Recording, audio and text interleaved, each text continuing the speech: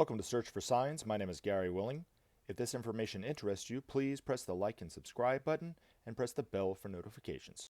I hope you're doing well today. It is August the 5th, 2020, and I hope you're having a great day wherever you are. All right, now, I always like to extend an opportunity for whoever has a question about Maitreya, the Masters of Wisdom. You can always post that question as a comment, or you can email me directly at searchforsigns@mail.com, and then in the next video, I'll try to answer your question for you. Do my best, at least. Don't always perfectly do it, I think, but I at least give it a good college try. All right, now I do have a question and a comment to cover in this video, but before I do that, I want to talk about something that's kind of personal to me and relate it back to this story, and hopefully add a little bit more depth to this story. So, hopefully you can bear with me. Now, yesterday, August the 4th, was my mother's father's birthday, had he been alive. And had he been alive, he would have been 111 years old yesterday. He was born on August the 4th, 1909, in rural Michigan. Now, the house that he was born in had no electricity, no running water, and no plumbing. When my great-grandparents were about to have him, they went to the hospital in a horse and buggy. They didn't even have a car. Nobody had a car in their town or whatever like this. The Wright brothers, just a few years ago, were able to get off the ground for just a few seconds, maybe a minute, and that was about it. And that's really where we were at. No phone, no television, no internet, of course, no that kind of thing.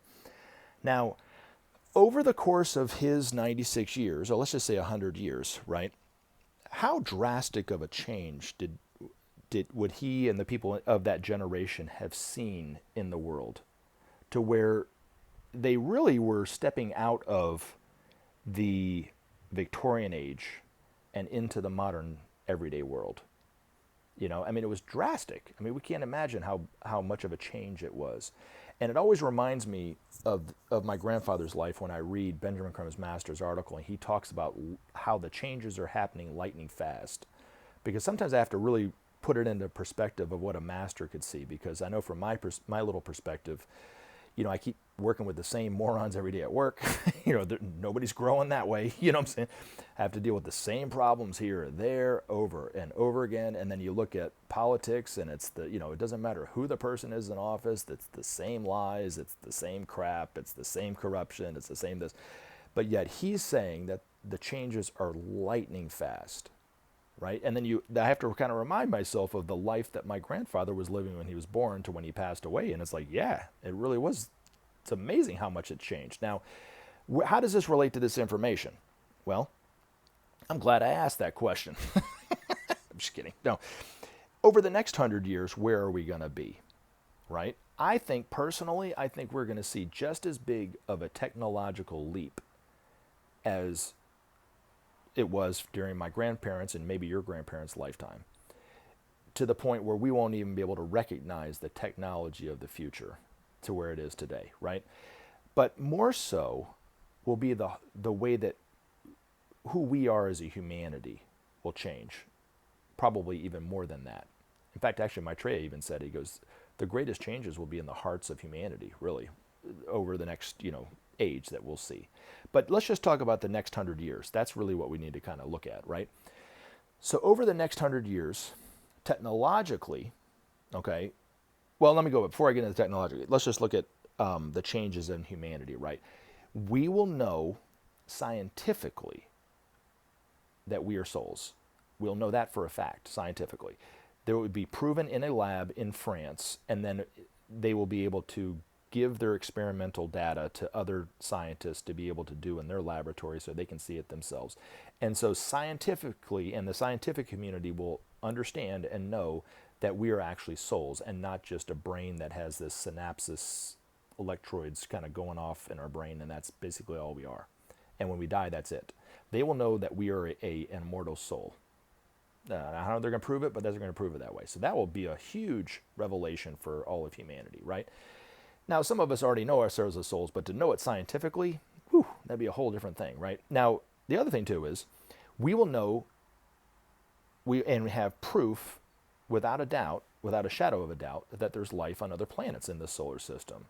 because we will start to relate more and more with our space brothers from other planets. Now, we see the evidence of them in our skies from time to time, but to have conclusive scientific proof that there is life on other planets, that will be the knowledge, the everyday knowledge of every one of us 100 years from now. We will also know, without a shadow of a doubt, that there is actually a kingdom above humanity called the kingdom of souls or the kingdom of heaven or the masters of wisdom. It'll totally revolutionize the way that we see ourselves, the way that we see God, the way that we see the spiritual kingdom, and the way that we see each other, and the way that we see life itself and our planet will all totally transform from that, knowing that truth. Being able to relate with these masters and see them as exemplars for ourselves of how to interact with one another, how to be, how to live, how to love. I mean, just, I can't imagine the inspiration that will give to each one of us. We'll see a flourishing of creativity on a scale hitherto never even seen before, because of that truth, knowing that we are souls in incarnation, and also seeing the creativity and the joy and the love of these masters on every day of our lives, and being able to interact with them and talk with them and learn from them and see how they are and so forth. It'll be amazing. We will also know for a fact that reincarnation exists because of these masters. Seeing that, and being able to relate with the master who was Jesus, and the master who was Paul, and the master who was John, and the master who was this person in history, and so forth like this, we will know without a doubt that we are actually reincarnating over and over again. And it will start to shed, if not completely, almost completely, our fear of death and our fear of disease. We'll have a different relation to ourselves in our physical body. We also know that our health will be based on how separate we see ourselves to how much we see ourselves as one.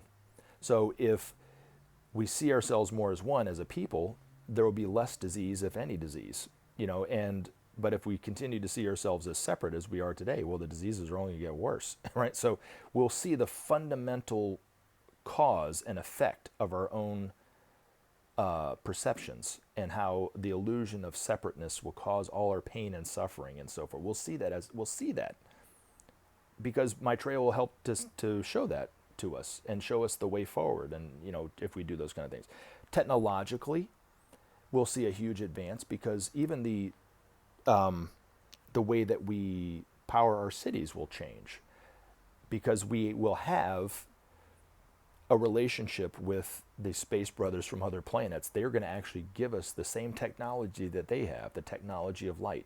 It'll totally revolutionize and transform the way that we power our cities, the way that we travel, the way that our medicine works, and so forth, the way we communicate, and everything like this will all change based off of that. It'll totally help clean up our atmosphere, because we won't be using this crude technology that we're using today, especially nuclear, that's wreaking all sorts of havoc in our environment. We won't have any of that anymore. The air will be clean and fresh and crisp, and so forth. But yet, the way that we relate to one another, the way that we see each other, the way that we see ourselves as one, will be totally different 100 years from now than it is today. Our structures will help and not only reinforce that, but also to sustain that. Our economic structures will be set up so that everyone has food, clothing, shelter, healthcare, education as a right. That will be the structure, our economic structures in every one of our countries and globally. Our healthcare structures will be there for us, free, without any charge. Just if you need it, you got it. That kind of thing. Even our political systems, which is in such a state of disrepair today. I mean, it's like, living in the United States today is like living under a house where the parents are going through a divorce and they absolutely despise one another. That's what our political parties are like.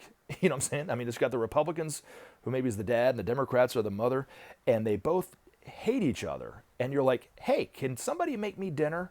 We don't care about that. I just want to throw something at them. They're sitting there arguing back and forth, right? Well, in the future, the political structures will be totally different. They'll be set up and in place to help sustain and lasting peace.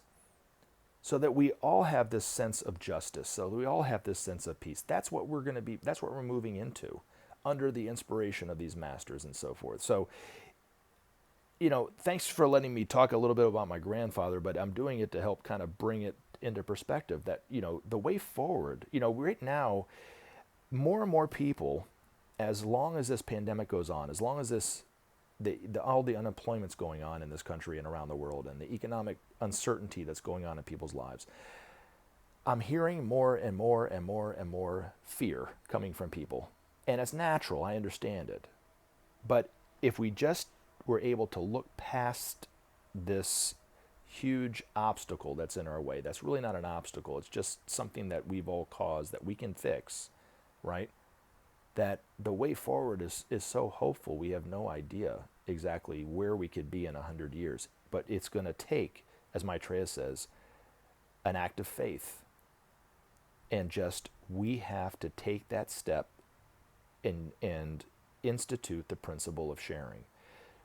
Taking the excesses from one country and giving it freely to another country that may need it. And then they can either give their little bit of their excesses back in payment, or give it to another country who might need it, or so forth and so forth and so forth, and make a global Marshall Plan. What happened immediately after World War II and how the United States was able to help Western Europe in this way, we can do for the entire planet. And what I mean by an act of faith is so many people are so entrenched in this belief that they are separate, that they see helping somebody else as an evil even. I mean, it's sad. So we will have to, as a people, take a leap of faith when Maitreya brings it to us as, hey, look, you have a choice. We can either share the world's resources with those who need it, and that will bring about justice, which will bring about peace, which every one of you want. Or we can continue to listen to the world leaders of today and go right off a cliff and die. And then we will be known as the generation of choice. Now, Maitreya says over and over again that he already knows the answer that we're going to give. He already knows the choice that we're going to make, and he says his heart is glad. So he knows that we're going to choose this way.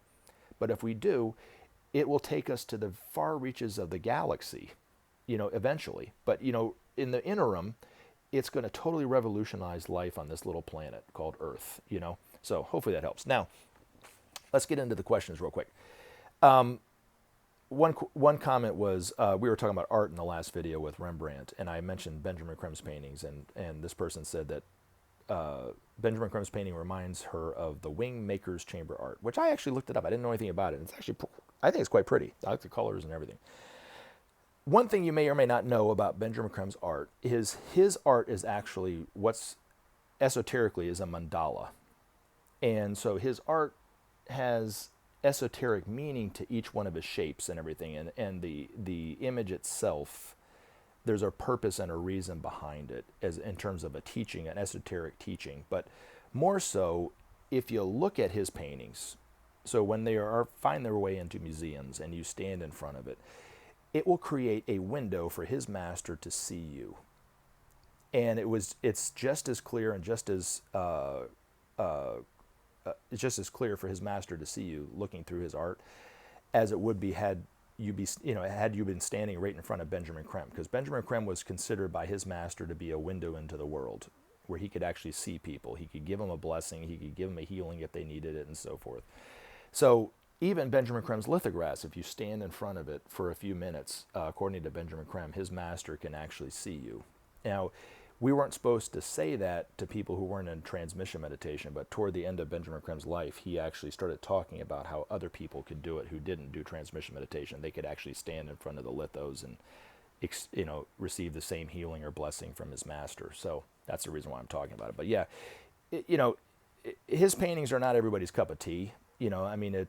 They're very powerful in a way, but like even looking at this image of one of Benjamin Creme's famous paintings called The Chalice, when his master gave him the image to do this painting, he said he saw that blue, which is supposed to be a flame. He actually saw it as a moving flame. And so he tried to paint it. And a lot of Benjamin Creme's paintings, he paints this flame, and he's very good at painting flames. But this was supposed to be looking down on the chalice, like the yellowish kind of center of the chalice, but it's representative of the Christ principle, really, or of Maitreya, the love nature of God. This is what this symbolizes. So anyway, I always loved this painting. Now, Benjamin Creme also said that six-ray painters used to create these huge canvases. They were way over the top, cracking a nut with a sledgehammer, killing a mosquito with a cannon. But some of his canvases were quite massive too. This was probably 5 or 6 feet by 6 or 7 feet, maybe. It's a pretty big painting. He wasn't a big guy, but the pictures that I've seen of him sitting in front of this painting, he looks kind of tiny. So I know he didn't have any six-ray in his makeup, but he sure did have some big old canvases to maybe disprove that theory that he didn't have any six-ray in him. I'm kidding. No, don't hate me, Ben. I was just joking. All right, now, next question. What makes a master a master? Well, you're asking somebody that's not a master. So you might want to ask that question too when you see these masters out in public, I guess. Now, since you asked me, what makes a master is a master is able to manifest moment to moment his soul nature.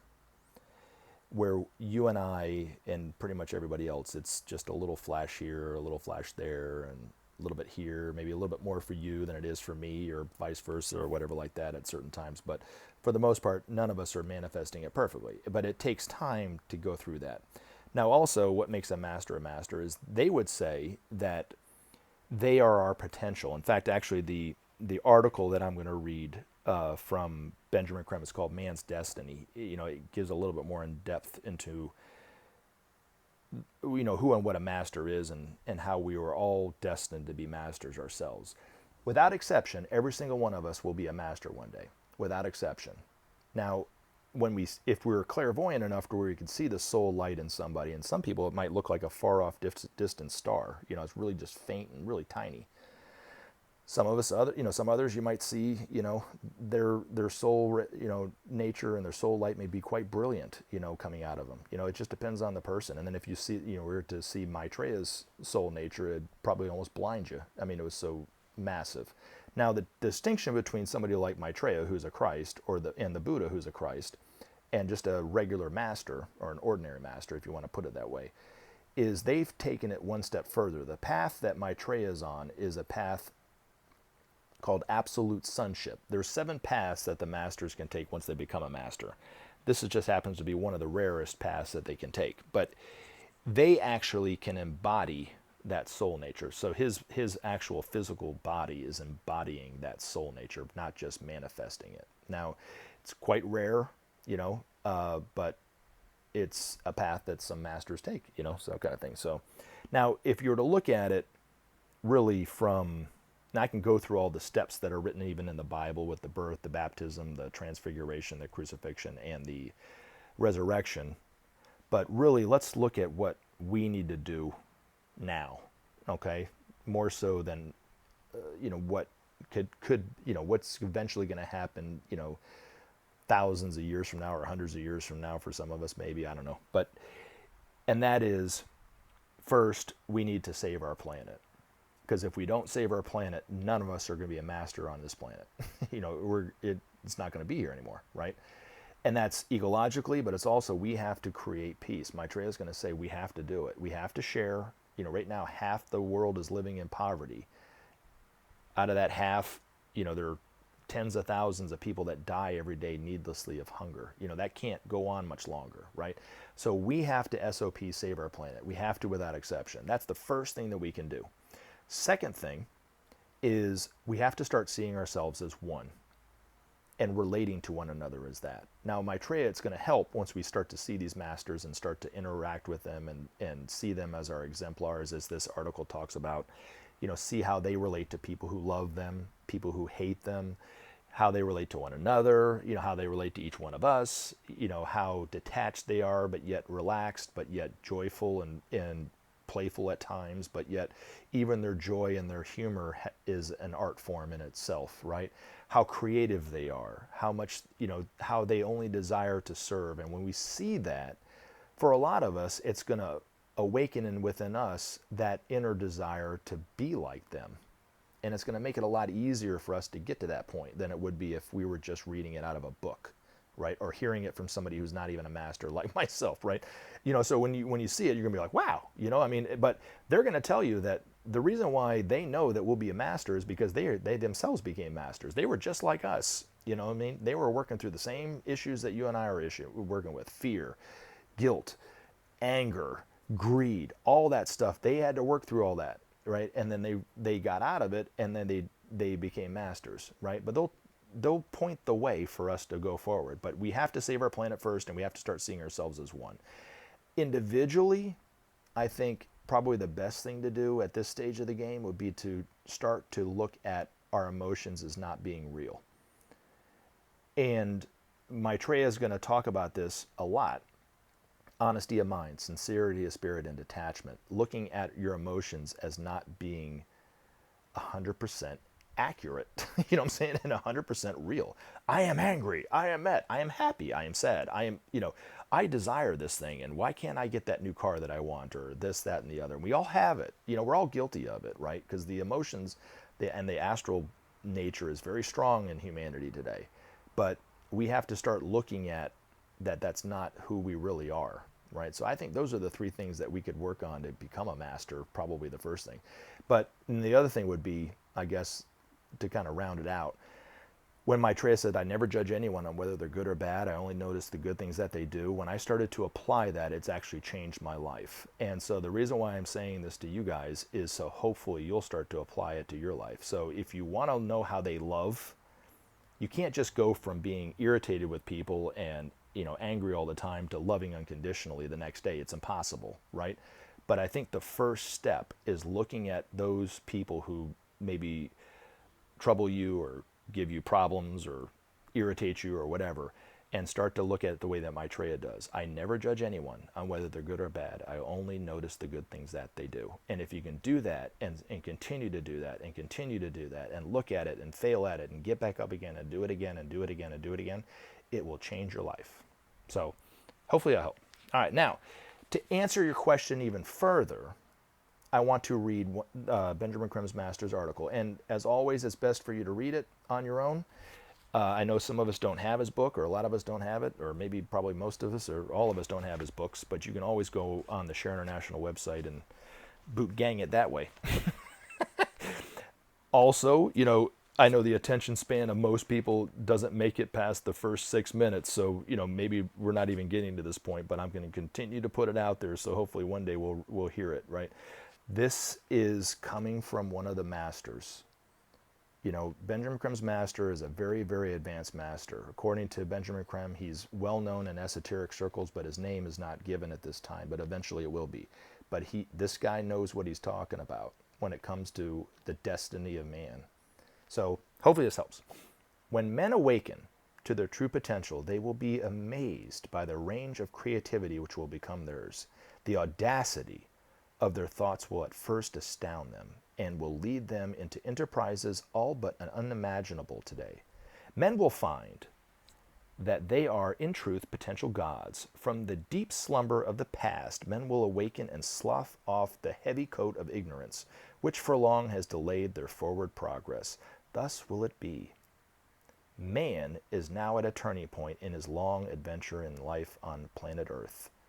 From now on, all progress will be the result of his considered will and reason. No longer will greed and competition impede his journey to perfection. No longer will war and want for millions degrade and stain his path. Never again will lawlessness and separation rule on planet Earth. Man's foot now stands on a ladder of ascent, which will take him to the very stars. As we, your elder brothers, take our places beside you, you will see in us exemplars and be inspired to become like us. You will see that we know no competition, that we value all life in whatever form. You will see that we love without distinction or condition and work only and always for the fulfillment of the plan. Men are destined by the plan to reach that same perfection. Ours is the task to show them the way. The path to such perfection is well trodden by us, and we have set in place the needed landmarks. Men must see humanity as one, brothers and sisters, sons of the one Father. Freedom and justice are essential to all, everywhere without exception, and can only be achieved by trust. Sharing alone can create that trust and set men on the path to their divinity. Men, to be happy, must live within the laws of life, of cause and effect, rebirth, harmlessness, and sacrifice. These basic laws are the ancient landmarks which protect men from self-destruction and remorse. When Maitreya steps forward into open vision, you will hear these laws again, for they form the basis of all his teaching and the basis of all life on planet Earth. The awakening of men depends on humanity grasping the import of these laws and their willingness and readiness to change. This present so-called civilization has quote-unquote shot its bolt, unquote, is decayed and dying with little further to offer man than hardship and fear and finally self-annihilation. Maitreya comes to show men that they have within themselves all that it takes to become the gods they essentially are, to show them how simple and beautiful is that way, and to inspire them to grasp and accept their destiny. Maitreya doubts not their response. Remember to take action and help SOP save our planet. Thanks for listening, and we look forward to talking to you again in future videos.